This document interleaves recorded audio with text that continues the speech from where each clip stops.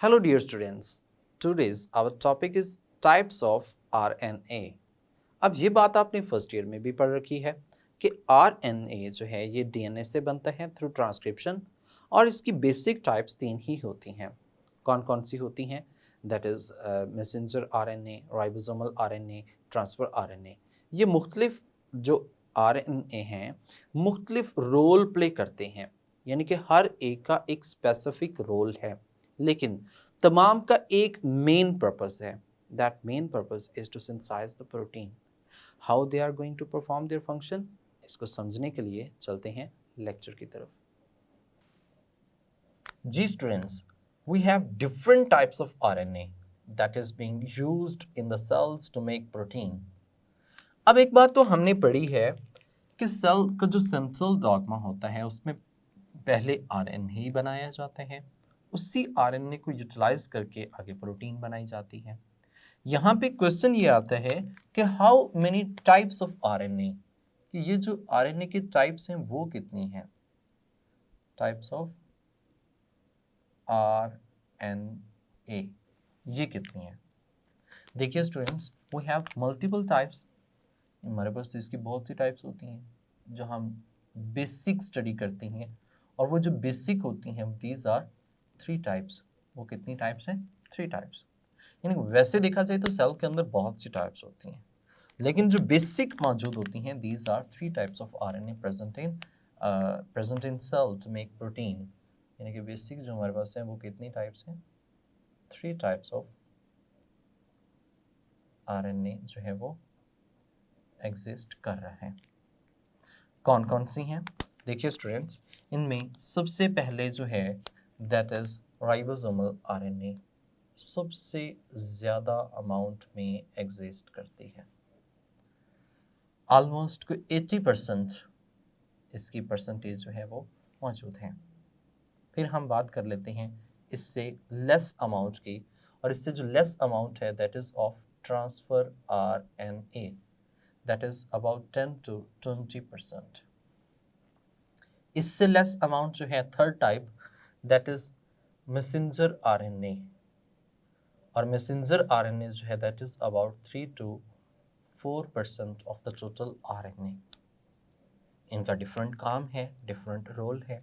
देखिए, जो ribosomal RNA है, ribosomal RNA that is responsible for the formation of ribosome. ये राइबोसोम बनाने में इन्वॉल्व है। एंड यू नो दैट कि राइबोसोम जो है that is made up of 2 components. The one is ribosomal RNA और the other one is ribosomal protein. ये जो राइबोसोमल प्रोटीन और RNA है this almost in equal amount. ये दोनों ऑलमोस्ट इक्वल अमाउंट में होती है। आप ऐसे कह सकते हैं कि अराउंड को 50% जो है वो राइबोसोमल RNA होता है राइबोसोम के अंदर, और 50% जो है वो राइबोसोमल प्रोटीन्स होती हैं। ऑलमोस्ट इक्वल अमाउंट में इनकी जो है वो कंसंट्रेशन मौजूद होती हैं।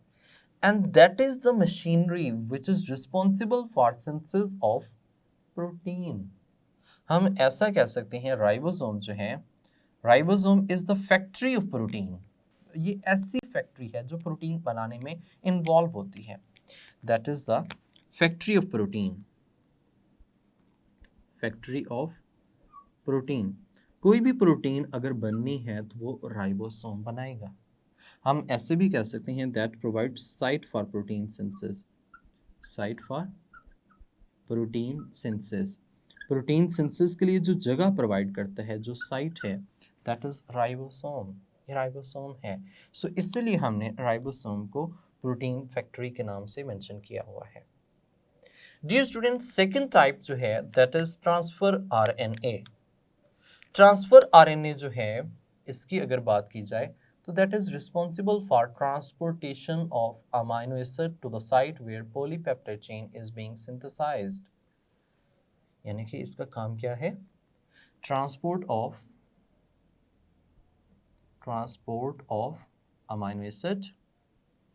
अमाइनो एसिड को ट्रांसपोर्ट करना उस जगह पर, टू साइट, उस जगह पर where polypeptide chain is being synthesized. polypeptide chain is being synthesized, जहाँ पे पॉलीपेप्टाइड चेन जो है वो सिंथेसाइज की जा रही है, उस जगह पर अमाइनो एसिड को ट्रांसपोर्ट करना इसका काम होता है। हम इसकी डिटेल आगे फर्दर पढ़ते हैं कि ये किस तरह से है। देखिए, ट्रांसफर आरएनए की बात की जाए, if I am going to talk about transfer RNA, तो ये कैसे ट्रांसपोर्ट करता है। इसकी एक स्पेसिफिक तरह की शेप है। देखिए, इसकी जो शेप है क्लोवर लीफ लाइक कह सकते हैं, 2 डायमेंशनल और 3 डायमेंशनल डिफरेंट तरह की शेप जो है वो इसमें एग्जिस्ट कर रही होती हैं। अब देखिए, इसके एक स्ट्रक्चर जो है वो इस तरह से है। ये जो हमारे पास एक स्ट्रक्चर से इसमें एग्जिस्ट करेगा, that will look like this one.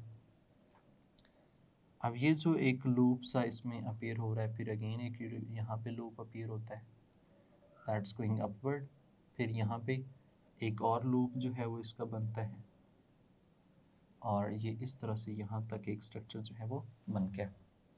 यानी कि इसके मेन 3 लूप बने हुए हैं। इस लूप को हम थीटा लूप भी कह सकते हैं, theta loop. That loop is known as D loop, ये डी लूप कहलाता है। And that is anticodon loop भी कह सकते हैं, एंटीकोडोन लूप। जबकि ये वो पॉइंट है जहां पे हाइड्रोक्सिल ग्रुप जो है वो फ्री होता है और यहां पे अमीनो एसिड अटैच करेगा। आप ऐसे भी कह सकते हैं कि ये जो थीटा लूप होता है, that will recognize the activating enzyme, that will recognize activating enzyme. ये जो है recognition of activating enzyme. Activating enzyme की जो रिकॉग्निशन है वो कौन सा लूप करेगा, थीटा लूप करेगा। जबकि recognition of ribosome that is done with the help of D loop, यानी कि इसमें हमने कहा रिकॉग्निशन ऑफ राइबोसोम्स को रिकॉग्नाइज करने वाला जो पोर्शन है वो डी लूप है। एंड द एंटीकोडोन लूप, जिसमें एंटीकोडोन मौजूद है, वो वाला ये लूप है। हैव टोल्ड यू दैट कि ये जो इसके 2 एंड्स हैं ये इस तरह से हैं कि एक एंड पे 3 प्राइम है, दैट इज, और इस एंड पे हाइड्रोक्सिल ग्रुप फ्री मौजूद है।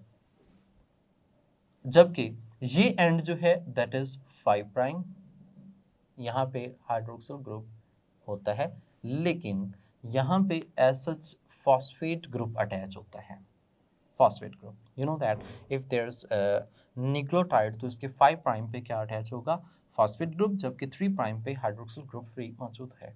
यहाँ पे एक स्पेसिफिक सीक्वेंस है, यहाँ पे भी एक न्यूक्लियोटाइड स्पेसिफिक होता है। अब ये जो सीक्वेंस मौजूद है यहाँ पे है ACC, these 3 nucleotides are constant in every type of transfer RNA। जबकि यहाँ पे एक न्यूक्लियोटाइड मौजूद है दैट इज G, गोनोसिन। देखिए, ये एक स्ट्रक्चर है जिसमें यहाँ पर एंटीकोडोन कंटेनिंग है, like that if I am going to say you that कि एक कोडोन है। क्या है? Codon is present in messenger RNA। Codon किस में मौजूद होता है? मैसेंजर RNA में होता है। यहाँ पे कोडोन है AUG, that is present in messenger RNA। जबकि जो एंटीकोडोन है that is present in transfer RNA। Anticodon कहाँ पे मौजूद होगा? ट्रांसफर RNA में मौजूद होगा, और A के अगेंस्ट हमेशा क्या आएगा? UAC, and that is the anticodon. ये क्या है? Anticodon, and anticodon is present in transfer RNA। Now, one more important, here is a clearing concept and MCQ, that is कि जो हमारे पास मैसेंजर RNA है it contain genetic codons, जो transfer RNA है it contain anticodones, इसके अंदर एंटीकोडोन्स होते हैं। अब एंटीकोडोन बनते कैसे हैं? बेटा आप ये बात समझ चुके हैं कि AUG एक जेनेटिक कोड है जो कि मैसेंजर आरएनए में है। सेम उसके ऑपोजिट्स जो होगा वो उसका क्या है, एंटीकोडोन होगा। अगर मैं आपको थोड़ा सा इंट्रोडक्शन दूं मैसेंजर आरएनए का, तो मैसेंजर आरएनए जो है that contain genetic information in the form of genetic code for the properly sequence of amino acid, यानी कि इसके अंदर वो जेनेटिक कोड जो है, जेनेटिक इंफॉर्मेशन जो है वो मौजूद है, और ये जेनेटिक इंफॉर्मेशन जो है that is in the form of genetic code, ये जेनेटिक कोड की फॉर्म में एग्जिस्ट करती है। And that genetic could have specific sequence, ये जेनेटिक इंफॉर्मेशन जो है that is responsible for specific sequence of amino acid, specific sequence of amino acid. ये genetic code, ये जेनेटिक इंफॉर्मेशन जो है specific sequence of amino acid in polypeptide chain में responsible है, यानी कि एक प्रोटीन के अंदर जो पॉलीपेप्टाइड चेन मौजूद है वो polypeptide chain that is present in a protein, जो कि एक प्रोटीन में एग्जिस्ट कर रही है, प्रोटीन में। तो ये कोई भी प्रोटीन हो, कोई भी प्रोटीन आप ले लें, so it is named messenger, so that's why because it has the message for the synthesis of protein, यानी कि इसके अंदर मैसेज होता है जो सिंथेसिस प्रोटीन में इन्वॉल्व होगा। तो यहाँ पे जब एंटीकोडोन की बात करते हैं तो anticodon is present in transfer RNA and the transfer RNA is responsible for transporting any amino acid, ये किसको ट्रांसपोर्ट करेगा, किसी भी अमाइनो एसिड को, और ये अमाइनो एसिड जो ट्रांसपोर्ट करेगा that will bind at its 3 prime end of the transfer RNA. Did you understand the point? यानी कि ट्रांसफर आरएनए के साथ क्या बाइंड होगा, अमाइनो एसिड, जबकि मैसेंजर आरएनए के अंदर क्या मौजूद है, जेनेटिक कोड। ट्रांसफर आरएनए जो है इट कंटेन्स एंटीकोडोन, इसके अंदर एंटीकोडोन एग्जिस्ट करता है। मैं आपको एक एग्जांपल और देता हूं, जैसे कि एक अमाइनो एसिड है जिसका नाम है methionine, that is encoded by a genetic code AUG। ये जेनेटिक कोड एक ट्रिपलेट जेनेटिक न्यूक्लियोटाइड्स होते हैं जिसमें इंफॉर्मेशन इनकोडेड है। अब इसके अगेंस्ट क्या मौजूद है, anticodon. Anticodon will carry amino acid, तो जिस तरह का जेनेटिक कोड होगा उस तरह का एंटीकोडोन होगा और उसी टाइप का क्या मौजूद होगा, अमाइनो एसिड ट्रांसपोर्ट होगा।